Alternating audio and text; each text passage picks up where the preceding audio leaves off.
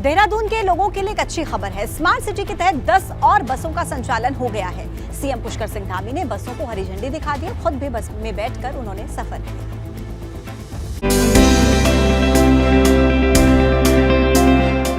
Dehradun smart city के तहत मुख्यमंत्री पुष्कर सिंह धामी ने 10 इलेक्ट्रिक बसों को रवाना किया।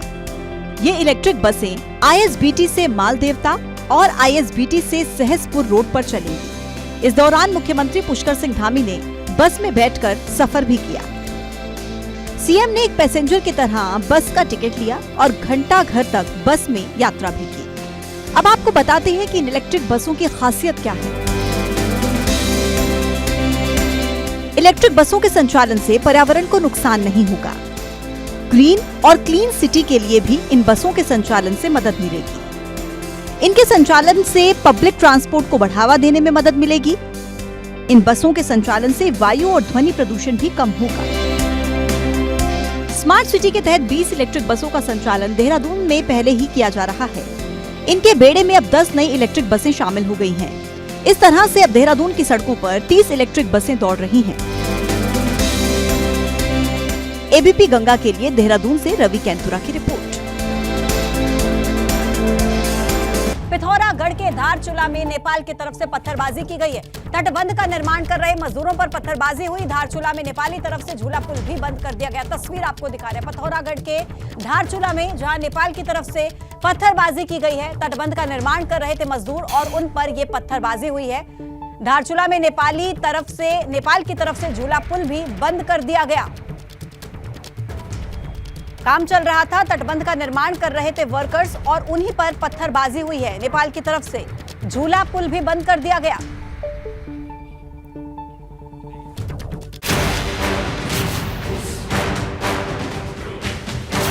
नेपाल की तरफ से पत्थरबाजी।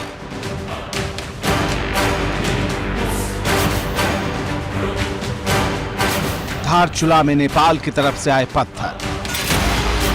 तटबंध का निर्माण कर रही कंपनी की तरफ आकर गिरे पत्थर। भारत और नेपाल के संबंधों में एक बार फिर से जहर घोलने की साजिश हो रही है। पिथौरागढ़ के धारचूला में जिस जगह भारत तटबंध का निर्माण कर रहा है, वहां पर नेपाल की तरफ से कुछ लोग पत्थर बरसा रहे हैं।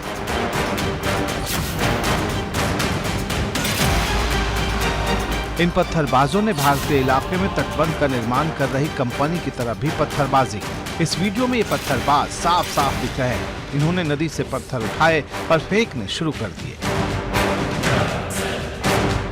वीडियो में कई लोग पत्थर फेंकते दिखाई दे रहे हैं। कुछ लोग नदी के किनारे से कुछ ऊपर खड़े दिख रहे हैं। इसी बीच कुछ लोग नदी के बीच में नजर आते हैं, जहां से वो पत्थर उठाकर फेंक रहे हैं।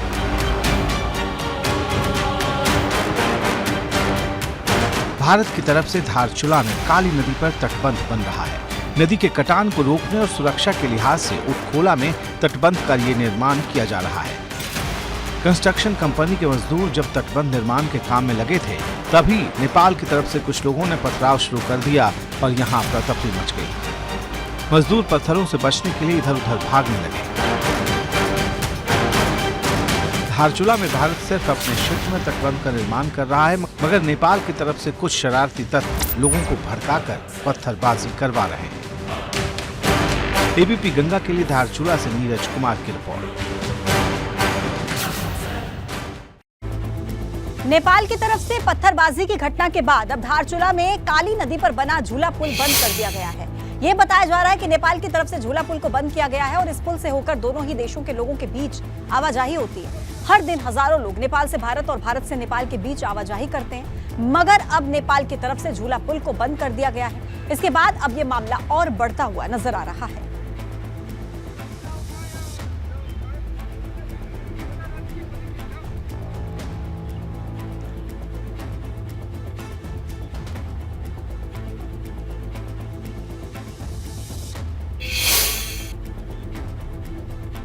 देखिए, कहा जा रहा है कि नेपाल की तरफ से बीते कुछ दिनों से लगातार पत्थरबाजी हो रही है। नेपाल की तरफ से कुछ लोग काली नदी के इस पार भारतीय क्षेत्र में पत्थर बरसा रहे हैं और इससे भारतीय क्षेत्र में काम कर रही कंपनी के वर्कर्स के सिर में भी चोट आई है। इसी दौरान पॉकलाइन मशीन को भी नुकसान पहुंचा है। भारत सिर्फ अपने क्षेत्र में तटबंध का निर्माण कर रहा है और ऐसे में उसका विरोध किस बात पर है, पत्थरबाजी के पीछे किसकी साजिश है, ये अब तक साफ नहीं हुआ है।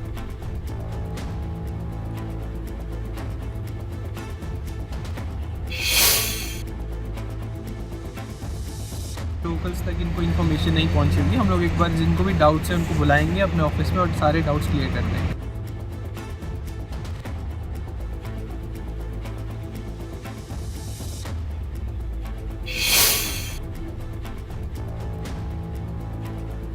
देहरादून से रवि कैंतुरा इस वक्त हमारे साथ जुड़ गए हैं ज्यादा जानकारी के साथ। रवि, जो तस्वीरें हम देख रहे हैं वाकई ये हैरान कर देने वाली तस्वीरें हैं और बीते कुछ दिनों से खबरें मिल रही हैं कि नेपाल की तरफ से पत्थरबाजी हो रही है। इस मामले पर संज्ञान लिया गया क्या अब तक? बिल्कुल पूजा, देखिए जिस तरीके के मामला आज दिन दोपहर 12 बजे के बाद से हम लगातार देख रहे हैं कि नेपाल की ओर से जिस तरीके की पत्थरबाजी की जा रही है तो वहाँ पर माहौल ठीक नहीं है। माहौल में काफ़ी जो हालात हैं वो बिगड़ते हुए दिखाई दे रहे हैं। ऐसे में अगर बात की जाए तो यहाँ पर क्योंकि बॉर्डर एरिया है और जो झूला पुल है जिसे बंद किया गया है, लेकिन अगर नेपाल की तरफ बात करें तो नेपाल और धारचूला में हज़ारों लोग जो है नेपाल से भारत और भारत से नेपाल की ओर जाते हैं। ऐसे में झूला पुल बंद करने के बाद जिस तरीके से वहाँ पर माहौल है, जो हालात है वो और ज़्यादा ख़राब हो सकते हैं, ये आशंका भी है। हालांकि जो जिला प्रशासन की टीमें हैं, एसएसबी है, जो फोर्स है वो वहाँ पर तैनात कर दी गई है ताकि जो माहौल है वो बिगड़ने ना पाए। लेकिन जिस तरीके से जो वहाँ पर तटबंध का निर्माण हो रहा है और उसके बाद जो लगातार नेपाल की ओर से बात की जा रही है कि वहाँ पर जिस काली नदी पर ये निर्माण है वो सीमा नेपाल की ओर आती है, यानी कि सीमा का विवाद है जो अक्सर बॉर्डर लाइन पर देखने को मिलता है। तो ऐसे में दोनों जगह के जिला प्रशासनों के लिए बहुत महत्वपूर्ण हो जाता है कि वो आपस में बातचीत कर इस पूरे जो यहाँ पर जो जिस तरीके के हालात पैदा हुए हैं इनको कहीं ना कहीं सुलह समझौता कराने की कोशिश करेंगे। क्योंकि जिस तरीके से पत्थरबाजी हो रही है, वहाँ पर जो कंपनी काम कर रही थी उसमें 3 से 4 जो वर्कर्स हैं वो घायल हुए हैं। वहाँ पर जो पॉकलैंड मशीन थी वो क्षतिग्रस्त हुई। और ऐसे में अगर हालात इस तरीके से होते हैं तो वहाँ पर और ज़्यादा दिक्कतें आ सकती हैं। क्योंकि एक हफ्ते पहले भी धारचूला में इस तरीके के हालात बने थे जहाँ पर नेपाल की ओर से पत्थरबाजी की गई थी। और आज फिर हम देख रहे हैं कि दोपहर 12 बजे के बाद से लगातार इस तरीके की पत्थरबाजी यहाँ पर देखने को मिल रही है। हालांकि अब जिला प्रशासन का कहना है कि वो वहाँ पर मौजूद है और वहाँ पर भी नेपाल की ओर भी लगातार बात करने की कोशिश की जा रही है वहाँ के एडमिनिस्ट्रेशन से कि आखिर जो सब चीज़ें वहाँ पर हो रही हैं ये कौन से लोग हैं या क्या ये कुछ अराजक तत्व हैं जो इस तरीके से वहाँ से पत्थरबाजी कर रहे हैं या फिर इसके पीछे कोई और मसला हो सकता है। तो बड़ा महत्वपूर्ण है क्योंकि बॉर्डर एरिया का मामला है। ऐसे भारत और नेपाल के बीच जिस तरीके से 12 बजे के बाद के जो हालात वहाँ पर बने हैं वो अपने आप में काफी गंभीर है। जिला प्रशासन का मामला है तो इस पर संज्ञान लेना भी बहुत ज्यादा जरूरी है, जल्द से जल्द। बहुत धन्यवाद आपका रवि अपडेट्स पहुंचाने के लिए। खबर रुड़की से है। जहरीले पौधे के बीज खाने से एक और बच्चे की मौत का मामला। 2 बच्चों की कल ही मौत हुई थी, एक बच्चे ने आज दम तोड़ दिया है। बुग्गावाला थाना क्षेत्र का ये पूरा मामला, जहां बच्चों ने जंगल में जहरीले पौधे के बीज खा लिए थे जिसके बाद बच्चे की मौत हो गई है। बीते कल 2 बच्चों की जान चली गई थी और आज एक और बच्चे ने दम तोड़ दिया। बुग्गावाला थाना क्षेत्र का यह मामला है जहां जहरीले पौधे के बीज खाने से 3 बच्चों की अब तक जान जा चुकी है। बड़ी खबर रुद्रपुर से, जहां जच्चा बच्चा की मौत पर हंगामा हुआ है। परिजनों ने डॉक्टर्स पर लापरवाही के आरोप लगाए हैं। देर रात की बात है जब डिलीवरी के दौरान एक बच्ची की मौत हो गई थी। आज महिला ने सुशीला तिवारी अस्पताल में दम तोड़ दिया। महिला और बच्ची दोनों की मौत के बाद परिजनों ने हंगामा किया। अस्पताल प्रशासन पर लापरवाही का आरोप है।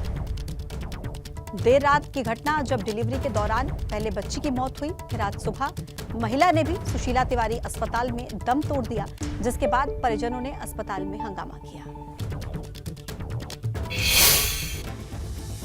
उत्तराखंड में भाजपा अपने कुनबे में लगातार इजाफा कर रही है और इसी कड़ी में देहरादून में भाजपा कार्यालय पर हुए कार्यक्रम में कांग्रेस कार्यकर्ताओं ने भाजपा का दामन थाम लिया है। सीएम पुष्कर सिंह धामी और हरिद्वार से सांसद रमेश पोखरियाल निशंक की मौजूदगी में कांग्रेस कार्यकर्ता भाजपा में शामिल हुए।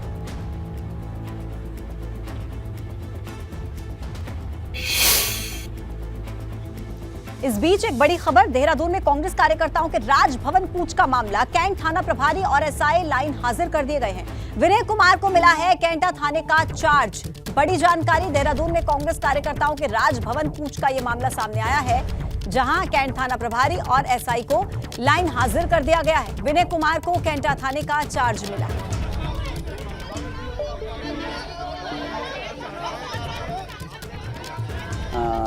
क्योंकि प्रदर्शनकारी जो हैं आपके ऋषिकेश में वो बैठे हुए हैं और उनकी प्रॉपर निगरानी न करने के एक आरोप में मैंने एसएचओ ऋषिकेश उसको भी मैंने लाइन हाजिर कर दिया है और इसमें हम जांच कर रहे हैं। जांच करने पर जो भी आरोप पाया जाएगा उनकी फिर फर्दर कार्रवाई की जाएगी।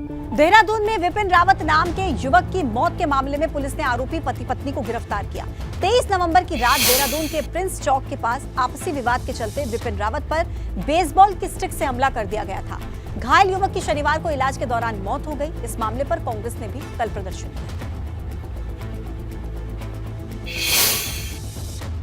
में जो 25 तारीख को जो घटना घटी थी, जिसमें कि विपिन रावत की जो है कल असामयिक मृत्यु हो गई थी, उसमें हमने जो इसमें जो मेन अभियुक्त हैं, एक तो ये आपका विनीत अरोड़ा है, दूसरा उसकी धर्मपत्नी है प्रतिभा अरोड़ा। उन दोनों की अरेस्टिंग हमने कर ली है और उसमें जो कार इस्तेमाल किया गया था वो भी हमने बरामद कर ली है। उसमें जो बेसबॉल स्टिक था जिसके द्वारा ये विनीत ने जो है उसके मृतक के सर पर मारा था, वो भी हमने बरामद कर ली है। और इसमें फर्दर यदि किसी और का इन्वॉल्वमेंट है उसको भी हम बहुत क्रिटिकली एग्जामिन करके हम कार्रवाई कर रहे हैं। खटीमा में अतिक्रमण के खिलाफ अभियान चला है। वन विभाग की जमीन से अतिक्रमण हटवाया गया। जेसीबी की मदद से अवैध निर्माण गिराए गए। हाईकोर्ट के आदेश पर प्रशासन ने कार्रवाई की है। वन विभाग की जमीन से अतिक्रमण हटाया गया। इस वक्त की बड़ी खबर आप तक पहुंचा रहे हैं, जहां जेसीबी की मदद से अवैध निर्माण गिराए गए हैं। हाईकोर्ट के आदेश पर प्रशासन की तरफ से ये बड़ी कार्रवाई करते हुए अवैध निर्माणों को ध्वस्त कर दिया गया है।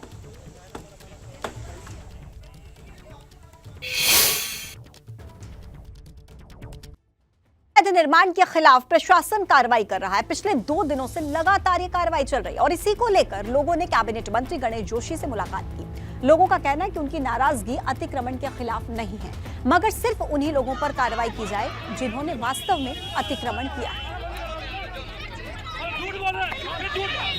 तो ये देखिए तस्वीरें, ये मसूरी में कार्रवाई की एक तरफ तस्वीरें आप देख रहे हैं और दूसरी तरफ जब लोग मंत्री जी के पास पहुंचे और कहा कि ये जो कार्रवाई है वास्तव में उनके खिलाफ की जानी चाहिए जिन्होंने अतिक्रमण किया है। मसूरी की तस्वीरें हैं, अवैध निर्माण के खिलाफ प्रशासन की कार्रवाई। जो वहाँ के रहने वाले हैं उनको परेशान नहीं किया जाएगा और साथ में ये भी कहा है कि अगर कोई नया निर्माण होगा बिना उसके और इस प्रकार की गतिविधियाँ होंगी उनको छोड़ा भी नहीं जाएगा, क्योंकि माननीय मुख्यमंत्री जी की स्पष्ट घोषणा है। उन्होंने वन टाइम सेटलमेंट की घोषणा की है मसूरी के अंदर। शीघ्र ही हम बातचीत करके वन टाइम सेटलमेंट मसूरी में लागू करेंगे और उसके दायरे में लाकर इनको जो ये बार बार पूर्व में जब माननीय उच्च न्यायालय का आदेश हुआ था उस टाइम भी काफ़ी दुकानों को ध्वस्त कर दिया गया था, तो उसको वन टाइम सेटलमेंट के अंदर लाकर एक पॉलिसी बनाकर हम सुनिश्चित करेंगे कि भविष्य में इनको नुकसान। उत्तराखंड में तस्करों के खिलाफ पुलिस का अभियान जारी है और इसी दौरान चंपावत में पुलिस ने 2 किलो 400 ग्राम चरस के साथ एक तस्कर को गिरफ्तार किया। तो वहीं खटीमा में 2 ग्राम स्मैक के साथ 2 तस्कर गिरफ्तार किए गए।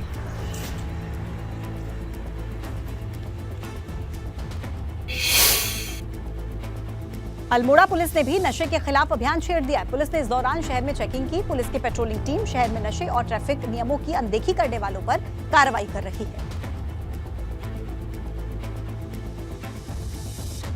तो ये देखिए तस्वीरें, ट्रैफिक नियमों की अनदेखी करने वाले लोगों पर कार्रवाई। जो भी लोग ट्रैफिक नियमों का पालन नहीं कर रहे थे उनके खिलाफ ये सख्त कार्रवाई की गई है। नशे के खिलाफ भी पुलिस ने चेकिंग अभियान चलाया। चंपावत में सड़क निर्माण कर रहे मजदूरों पर गुलदार ने हमला कर दिया। गुलदार के हमले में एक मजदूर बुरी तरह से घायल हो गया। गुलदार के हमले से उसके सिर में गहरे घाव बन गए और मजदूर को घायल अवस्था में अस्पताल में भर्ती करवाया गया। उधर मौके पर मौजूद कई लोगों ने भागकर अपनी जान बचाई। तो देखिए ये कोई पहली दफा नहीं है, पहला मामला नहीं है, इससे पहले भी कई ऐसे मामले सामने आए हैं जब गुलदार के हमलों से लोग परेशान हुए हों, भयभीत हुए हों। अब एक और केस। तो देखिए पौड़ी में गुलदार का आतंक है। गुलदार काफी समय से आबादी वाले इलाकों में नजर आ रहा है। अब इसी को लेकर मुख्य वन संरक्षक सुशांत कुमार प्रभावित इलाकों का निरीक्षण करने पहुंचे। पोर्ट से लेकर सर्किट हाउस, अस्पताल समेत कई कॉलोनियों में गुलदार की चहलकदमी देखी जा रही है। मुख्य वन संरक्षक ने वन विभाग के अधिकारियों को गश्त बढ़ाने के निर्देश भी दिए हैं। बढ़ेंगे आगे, जहां धर्मांतरण और महिला क्षैतिज आरक्षण विधेयक पास होने के बाद अब भाजपा संगठन के पदाधिकारी मिठाई बांटकर खुशी जाहिर करते हुए नजर आए और इसी कड़ी में रुड़की में भी मिठाइयां बांटी गई।